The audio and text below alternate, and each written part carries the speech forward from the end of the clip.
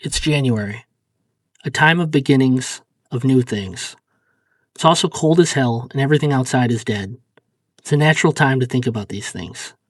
The inevitability of death, well, I reject the premise. Will it happen to me? Probably. Especially if you ask my wife with respect to my crippling fast food addiction. I'm working on that. But given the substrate independence of the human mind, I think it's a technological problem. My hope is that my brain will be uploaded into an immortal machine someday, hopefully a World of Warcraft server. So I really don't waste too much time dreading death. No, I worry about life. Specifically, what makes up a good one. There are some areas of agreement in philosophy, but for the most part, this is a wide open question. In 1978, Bernard Suits, a Detroit native and professor of philosophy at the University of Waterloo, took a shot at the question. His book, The Grasshopper, is his treatise. The book is largely concerned with defining what a game is and what utopia looks like, and through a Socratic rendition of the infamous and improvident grasshopper of Aesop's fables, you know the story, the ant and the grasshopper, A Bug's Life, it argues the point that games, not labor, is central to the ideal of human existence. And so in a world where involuntary struggle and suffering is gone, games will remain as the most meaningful human activity. In short, the fool in A Cautionary Tale was the hero all along, a utopian before his time. In the spirit of keeping up pretentious allusions to literature, it's like the judge says in Cormac McCarthy's Blood Meridian, every child knows that play is nobler than work.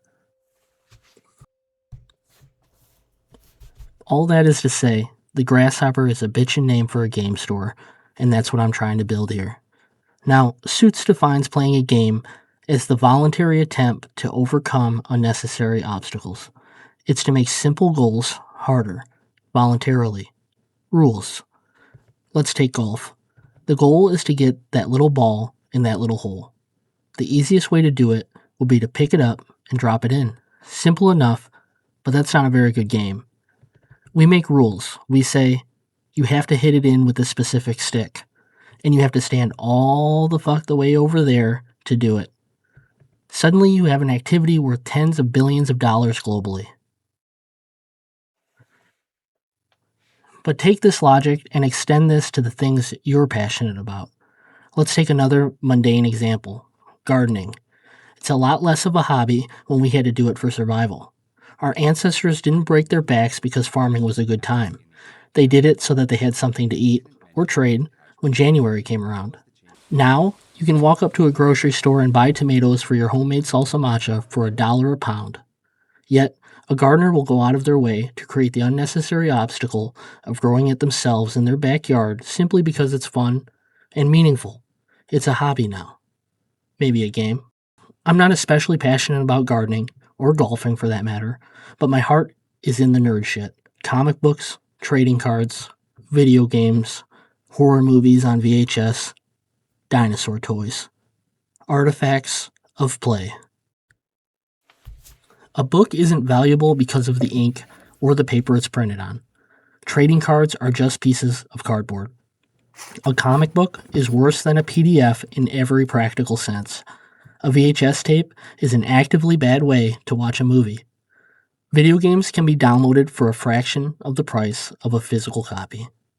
And yet, people chase them, protect them, catalog them, fight about them on the internet, build communities around them, add rules, add friction, add meaning. Collecting is a game. Watching movies on obsolete formats is a game.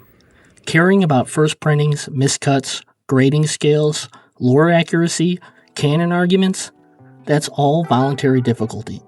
In other words, it's the good stuff. So what is this channel? What is the Grasshopper? Well, it's my attempt to make a home for that instinct, a place for artifacts of play, things that aren't necessary, aren't efficient, and aren't optimized, because that's exactly why they matter. When the time comes, you'll know how to find me.